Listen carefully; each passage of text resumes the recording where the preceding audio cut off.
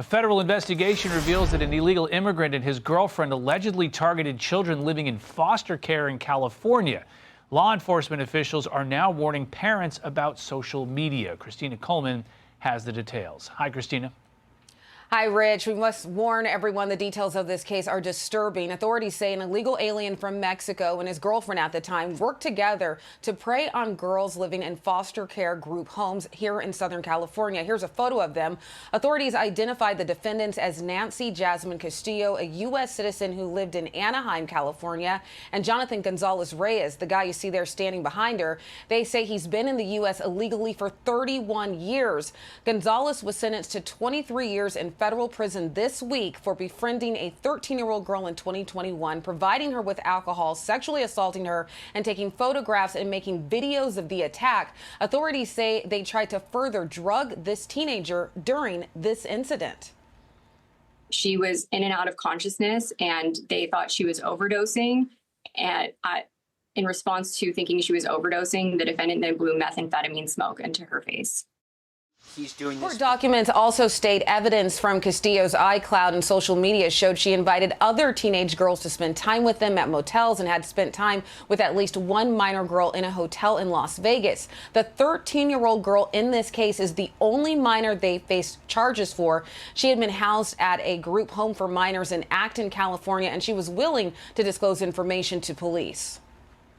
The defendant in this case preyed on some of our most vulnerable members of our community, our foster youth, to include the victim in this case. Authorities say Castillo and Gonzalez used social media to communicate with minors. Retired LAPD Lieutenant Mark Evans says this case is a reminder of some of the awful tactics used by bad actors targeting teenagers on social media. He's conducted over 7,000 investigations related to crime like this, and he's warning parents to be aware of who their kids are talking to online. When the parents are in bed asleep, you don't know who your kids are chatting with, and you don't know what's going on there. And that's something you need to be very aware of. As for the woman in this case, Nancy Castillo, she pleaded guilty to one count of production of child pornography in February, and she was sentenced to 20 years in federal prison. Rich? Christina Coleman live for us. Christina, thank you. Joining me now, Republican New York Congresswoman and House Foreign Affairs Committee member Nicole Malliotakis. Congresswoman, thanks for joining us this afternoon. Congress is coming back this week. When you guys get here, you'll see the National Guard in town. President Trump is planning on moving that strategy to other cities like Chicago. Here's what the mayor of Illinois had to say about that. We hope that they don't send any troops along with ICE. And if they do, they'll be in court pretty quickly because that is illegal. Posse Comitatus does not allow U.S. troops into U.S. cities to do, to fight crime, to be involved in law enforcement. So, Congresswoman, do you think that the National Guard strategy in D.C. is something that should move to other places, other cities and states, or do you think it's too heavy-handed? Well, I think it needs to be done in a strategic manner. If there are certain communities and certain cities where crime is out of control, and obviously there are parts of Chicago where that is the case, then the president has made a pledge to the American people that he's going to do everything he can to keep us safe. And if the Democrats who run these cities and states refuse to enact public safety measures to protect their own citizenry, then he has no choice really than to step in to save lives. I can tell you as a New Yorker, we've seen President Trump step in with deporting criminals, gang members, and it has made a huge difference in our city. We have seen crime, particularly the felonies, the major crimes, decrease significantly since President Trump took office. And it's funny how the Democrats who complained about the ICE agents being placed in our city are now the ones trying to take credit for that reduction in crime. It's ludicrous to hear Governor Kathy Hochul claim that retail thefts are down 12% and take credit for it when we know that there were these criminal gang members who were doing this type of theft throughout our city.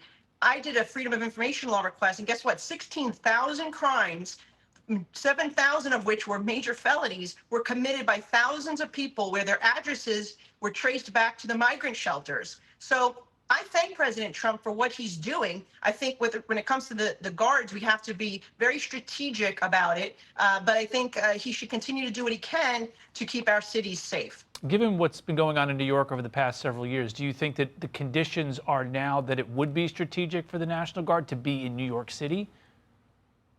Well, again, the governor, by the way, put National Guardsmen in our subway station. Why did she do that? She did it because crime was out of control thanks to their ludicrous bail policy that releases people despite having dozens of prior arrests. So this is not something that's new, and the governor has done it. So for her to complain now, if President Trump tries to do it, I think that's very disingenuous. What I will say, though, is I think it needs to be strategic. It needs to be certain problem neighborhoods, certain subway stations, perhaps, where there has been a history of repeated crime.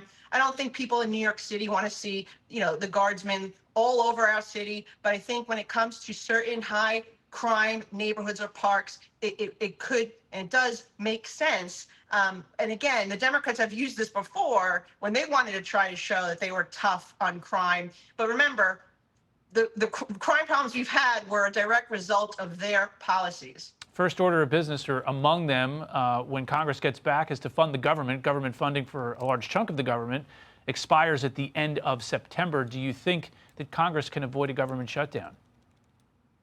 I've been through this now a few times in my 5 years as a member of Congress.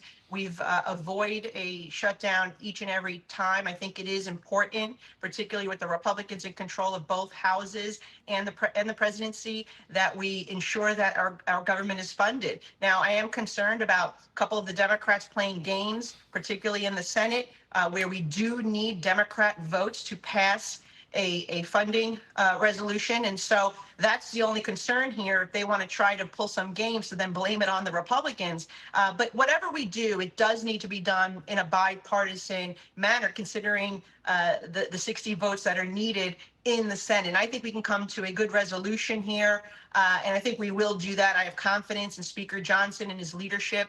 They've questioned our ability to get things done and pass important legislation like the significant tax cuts that we just gave the American people and senior citizens and businesses across this country. I know that we're going to do it again. All right. All begins this week. Congresswoman Nicole Malliotakis from New York, thanks for joining us. Hey, it's Will Cain. Click here to subscribe to the Fox News channel on YouTube. It's the best way to get our latest interviews and highlights. And click to subscribe to the Will Cain podcast for full episodes right now.